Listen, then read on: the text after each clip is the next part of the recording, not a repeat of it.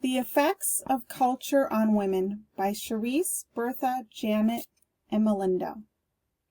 In the 1880s, the Jewish population was recorded at 7,800,000 people.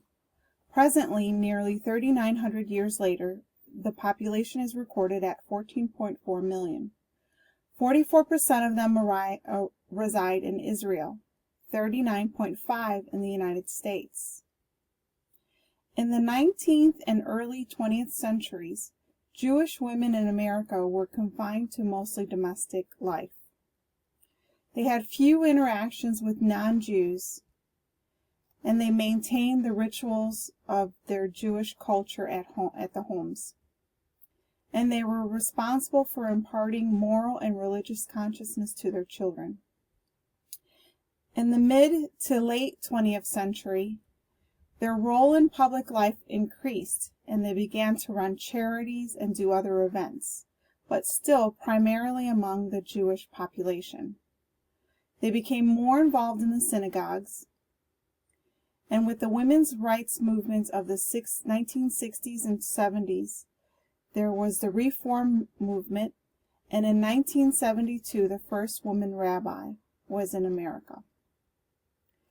With the conservative movement became equal treatment in marriage and equal access to rituals and leadership roles within the Jewish community. Okay, hi, I'm Mindy, and my portion of the project is on Judaism in Israel and how that the culture of Judaism affects women. Israel's population is 75% Jewish, and the Orthodox Jews make up 20% of Israel's population. Judaism is an orthopractic religion, which means it's a lifestyle religion, and it only affects religious beliefs when you're at the synagogue, but also dictates many aspects of just everyday life. For example, after the wedding night, women shave their head traditionally, and then they keep their head covered from that point on.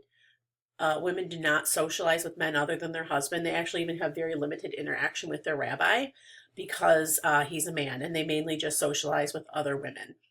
They even have regulations about talking to even their own husband out in public. The mikveh is a ritual purification after menstruation. So after their period, women go usually to the basement of the synagogue and take like a traditional bath to cleanse, to show like a cleansing and a starting anew. Arranged marriages are the norm, so most marriages are arranged, and marriage is for life. In order to be divorced, men must actually, in Israel, there's a rabbinate council, which is where you request anything regarding birth, death, marriage, that all goes through them. And men actually have to request a divorce. Women are unable to request a divorce. So 1 in 6 homes have spousal abuse. So even if a woman feels she's in danger or she's getting beat by her husband, she's unable to request a divorce. He has to request that. And then some men believe, the more Orthodox men believe, the Torah gives the right for men to strike their wives. So they would even argue that what they're doing is okay. Some of the women's traditions, men tend to do more synagogue-related things, especially in the past. Women's requirements in the religion are to care for the sick, prepare food, organize births and bar mitzvahs. So women have a very strong social group. Studies show that women feel a lot of support from the other women in their culture, as compared to the men, because they don't feel as much of a connection with the rabbi or the men. They have more of a connection with the other women. The feminist movement in America is slowly reaching the Jews in Israel. Since 2002, there have been over 30 minyamin. And what that is a singing service where men and women are allowed to sing. Prior to the first one in Israel in 2002, women were never allowed to sing in public. It was considered rude or crude for a woman to sing in public, so that's making a big change. Women are starting to take legal action too. In 2013, the women won the right to pray at the Western Wall. They actually appealed to the court above the rabbis and were able to get that right. Hello, I'm Janet Rodriguez, and I will be talking about Judaism and women's roles and lifestyles in other countries. Judaism is global. There are different ethnicities and cultures all around the world with different types of backgrounds. I will be focusing on Ethiopia and Argentina. Ethiopian Jews are known as Falasha and Beta Israel. Jews immigrated to Ethiopia around the 4th century. Ethiopian Jews have many struggles. They were not welcomed by Christianity. They were known as landless people, and they had their risks taken away from them. Risk meaning land, which is why they were named the landless people. Finally, they retained their independence in the 17th century. Ethiopian Jewish women's roles include their beautiful pottery making. They're known to marry at a very early age, and they are very family oriented. Argentine Jews have the biggest population in Latin America. There are more than 140 Jewish communities, making it the 6th largest Jewish community in the world. There are also 70 Jewish educational institutions. Argentine Jewish women's roles include similar roles from the Ethiopian Jewish women. They are also very family-oriented. They have few career options available, which include teachers and midwives. Other than that, they become homemakers and have their lives revolve around their families. Jewish communities continue to grow. Women's roles are evolving every single day. Judaism is changing and evolving as well. Thank you very much.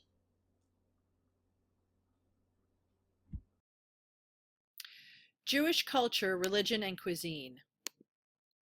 Religion and food. In Judaism, it is believed that there is a direct link between God and food.